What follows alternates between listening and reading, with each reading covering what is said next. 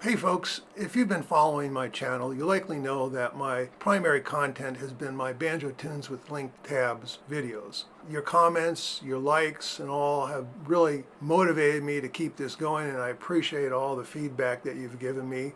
And because of that, I want to start adding in some new directions to the videos I'm doing, and particularly I want to start making more explicitly instructional videos, not just me playing a tune and then giving you a tab to go with it.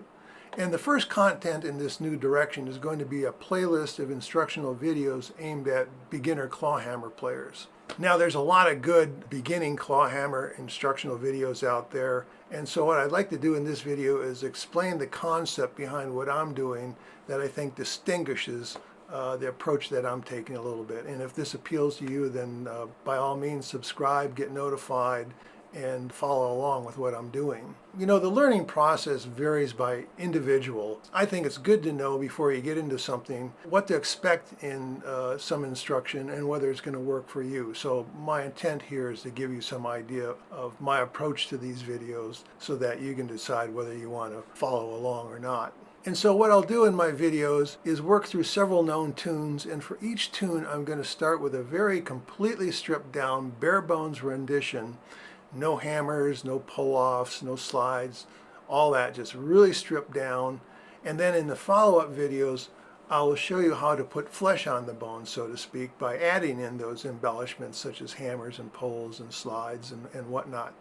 So rather than show you a fully rendered version from the get-go, what I'm going to do is make it as simple as possible to start playing the tune, and then we'll build up piece by piece, adding one embellishment at a time, and also talking about why does that embellishment work there, why doesn't something else work there, so you get some understanding of how to arrange tunes, and you know, where does a hammer work, where does a drop thumb work, where does a slide work, all that kind of thing.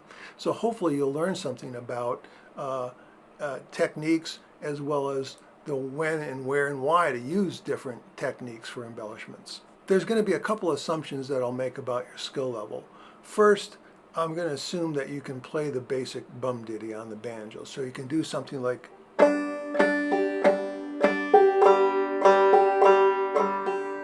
if you can do that, or something close to that, then you're good to go. And also, I'm going to assume that you can get your banjo into the standard G tuning. If you're not at that level yet, then what I might suggest is do a search on YouTube for a tutorial to get you started with the basic stroking pattern for clawhammer. And then once you get that down, which shouldn't take very long, come on back and give my videos a try and see if it helps you. Let me tell you a little bit about my underlying philosophy to all this. And I think it's best to avoid what I call musical multitasking when you're just beginning to learn to play the banjo or any other instrument. And by that, I mean you're not trying to do too many things at once. You're keeping it down to one or two things at a time so you can focus on those things. And you know, let's say I show you a fully embellished version of some tune, Old Joe Clark. Number one, you might not be familiar with the tune, so you have to get the tune in your head. For one thing, that's job number one. Number two, you gotta get your stroking mechanics down here, just your basic timing and rhythm. Number three, you're trying to guide your finger across the strings to get the melody notes. Number four, you're fretting notes up here. And then number five, you might be putting hammers and slides and brushes and drop thumbs and all that into it. There's a whole lot of stuff going on all at once. Now, it might make for a really nice arrangement once you have it all down, but that can be a frustrating process because you've got so much you're trying to learn at once. So what I like to do is boil it down to the most basic things here. That's my philosophy. And to me, the two most important things for any beginner is to get good, solid rhythm and timing with their stroking hand, and also good, clean, single string strikes with your finger and thumb. If you can do those two things and get the muscle memory for that, you've got a solid foundation to start accelerating your learning process and learning tunes and how to put embellishments and all that into them.